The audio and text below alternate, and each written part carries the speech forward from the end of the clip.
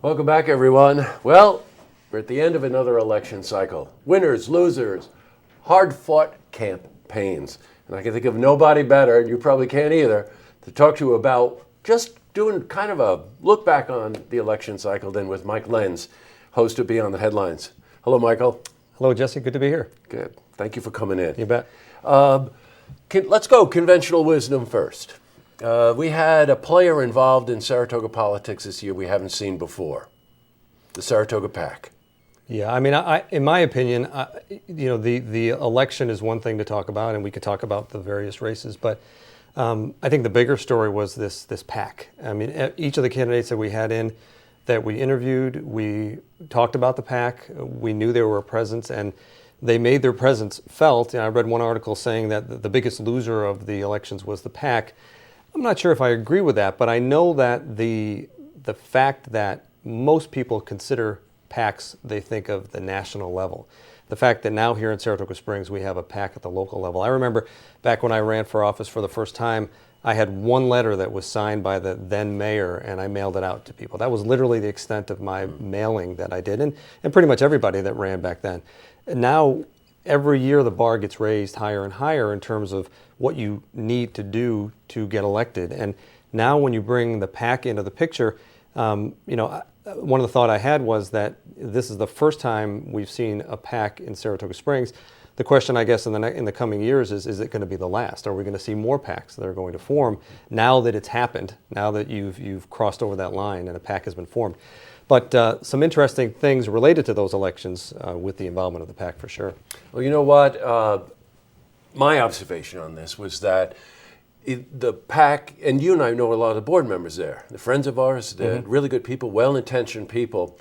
It's just a rub-off from the negative sense of what a PAC means. On a national scale, everybody thinks of it as money laundering, influence, secret funds, and all of these kinds of things. And before you know it, this group of business people in Saratoga are labeled as a PAC. But I think that, I started this by saying some of the conventional wisdom. Some of the conventional wisdom is that if you need to raise your profile as a candidate, go negative because the attack kind of politics, to me, that's so stale. Yeah, we don't live in a print medium, Michael. We live in a video. Yeah, and the reality of the conventional wisdom does tell you that if you're behind, you have to bring your opponent's negatives up. Yeah. I don't know anything about the extent of any polling that was done, but if there was polling that was showing certain candidates getting close, but maybe they were concerned that they weren't going to get there, conventional wisdom will tell you to go negative. And I know that one of the mail pieces that came out was critical of Mayor Yepsen, and they were talking about quote unquote secret money, raising tens of thousands of dollars in secret money. And the Fair Practices group came out and said, look, that's just not accurate. There are reasons why people pay less than $100. It's perfectly legal to do that, and there's a reason why those people's names shouldn't become public because they're following election law. So once that's questioned, people, when a mail piece like that comes out and when you're talking about money, and then you have a group that comes out and says, look, this is not accurate, and in fact, we consider it to be unfair, the reverse now happens. Now all of a sudden you get blowback and people resent the fact that that mail piece came out. Again, that's my opinion. Conventional wisdom will tell you do have to kind of get negative sometimes to make ground on your opponent, but sometimes it can backfire on you. Well, you know what? You and I have been around enough. We love politics and we love media. And I knew it was going to backfire. I just did. I can tell you from the emails and phone calls that I received from viewers, it didn't ignite the base that they thought it was going to ignite. It had the opposite effect. People got angry at the smear tactic and reacted to that. And, everybody's a Monday morning quarterback in politics, right? Almost like sports.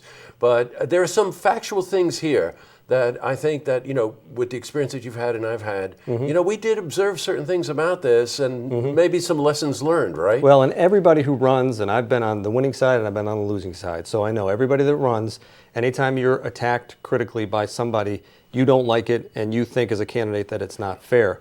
When you attack somebody on a particular issue, if you disagree with a position that they take, if you disagree because you don't think that a candidate is making enough decisions about particular issues facing the city, that's one thing. That's one area where you can go and you can attack and you can debate and you can have different opinions of it.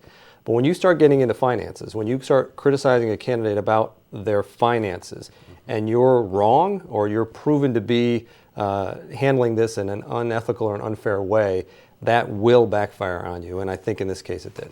I also want to talk about the candidates themselves. One thing that impressed me, and when we tape Beyond the Headlines, Michael and I always get the opportunity to talk a little bit before and a little bit afterward. All the candidates were so genuine. I don't care what side of the fence they were on or what they thought were important priorities. They were just very genuine about wanting to contribute to the betterment of the community. In John Safford's case, I found that John was just such a gentleman. He made a very interesting comment when I talked to him. He said, everyone should run for office.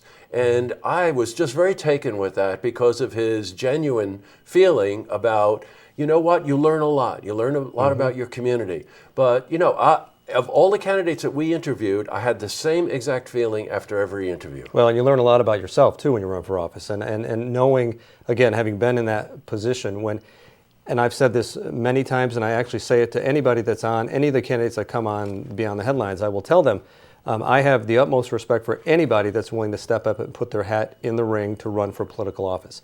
It's not an easy thing to do. You put yourself out there for public scrutiny, and I commend anybody that is willing to take that step and put themselves out there to the community and say, look, I've got something to say, and I'm hoping you're going to vote for me. And I know all of the people that were running on both sides of the aisle. I've either had them on as candidates or I know them personally or both.